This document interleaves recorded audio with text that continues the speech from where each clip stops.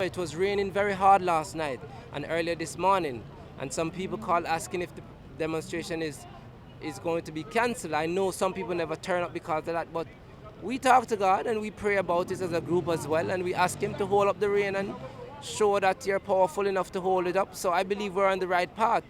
If we weren't on a path to justice, I don't think it would have been held up. So, and it rained a little and we walked through the rain. I walked through about 6 inches of water on cemetery there, Orange Street. And I mean, but to get things done, you have to make sacrifices, and we're serious, we're committed. Not even rain, or the threat of it, could stop this handful of protesters who spoke for many of their fellows being hurt by the consistent increases in gas prices over the course of this year. And as outspoken taxi operator of 17 years, Albert Catus, a member of Citizens Organized for Liberty Through Action, COLA, reminded us, it has been a constant thorn in the nation's side. I had never seen it this high. Never, never. And I also want to say something. This movement today about gas prices, this haven't just started, you know. We and Moses Saul started this at least about 10 years ago. This is not something we new. We started this gas thing under the previous government because the gas was too high. We had thought it was too high. We tried to work That with... was when it was around $8, $9. $9. We tried to work with the taxi drivers. We invite the taxi drivers, Moses Saul, and we gone all over Belize City. At the same time, that was the time when Dean Barrow made a deal for the Canaries to get lower gas price. So we was trying to hold a meeting in Belize with all the taxi drivers. So we come together, write a proposal, send it to Dean Barrow, see if we could get low gas prices. The taxi man never did stand up. But this fight where we the fight with Moses Saul. This is not just now, this is over 10 years ago we the fight this with Moses Saul. This is not new, people are want to learn that. Okay, so fighting. Okay, so at this point, are your taxi drivers just prepared to pass on the increased costs to consumers, those who take the They don't want to even service? pass on the price to consumers. The taxi man, they're so coward.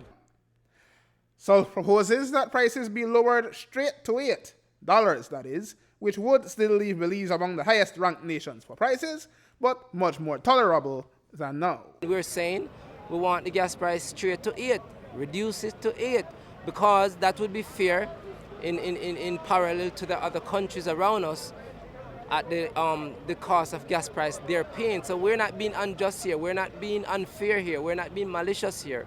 We're being just in our action, we're being fair in our action, and that is not something that many times people who just want to be malicious do. And the poor people are feeling it.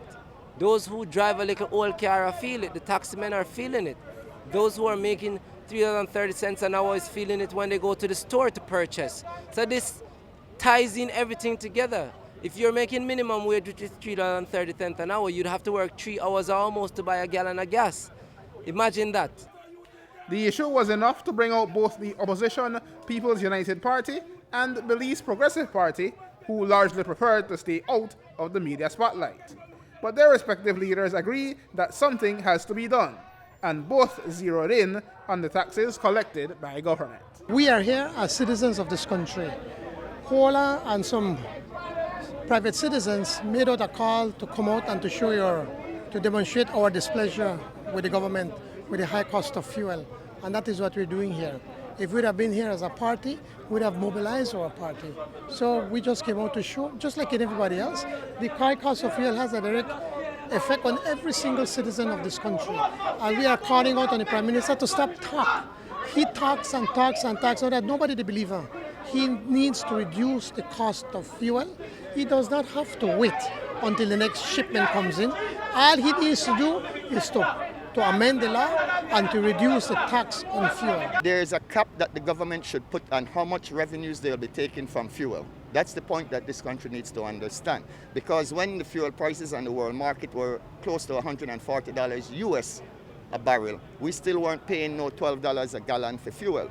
Today, with the prices around 40 US a barrel, we're paying $12 per gallon. Now, where is the cap on that? So we're saying, let's say the government had said the maximum we're going to take is $5, right? They have a ratio that they use, but whenever it jumps $5, they're going to cap it at $5. Had they done that, we could have maybe $8 a gallon for prices at the pumps. But when Which would still be the highest in the region, but at least manageable. And what happens next? There appear to be divergent views from the conciliatory Sulf and the more militant Raymond Rivers. We are giving the Prime Minister 1 week to put the gas price to $8. After the 1 week is up, the day after, we will be doing this in a more ignorant manner, I got to say. I'm not talking behind my throat. Mr. PM, you will get us so ignorant, you will not live in Belize, because we know where you live, and the next protest will be in front of your home on Seashore Drive. The revolution is here. It's not too late. By next Thursday again, we'll be out here if it's not reduced by Wednesday. And this is a consensus from the people. Because I'm just a servant, and all of us as leaders are just servants. So you have to listen to your people. If you don't willing to listen to them, then you move out of the way. Aaron Humes reporting for News 5.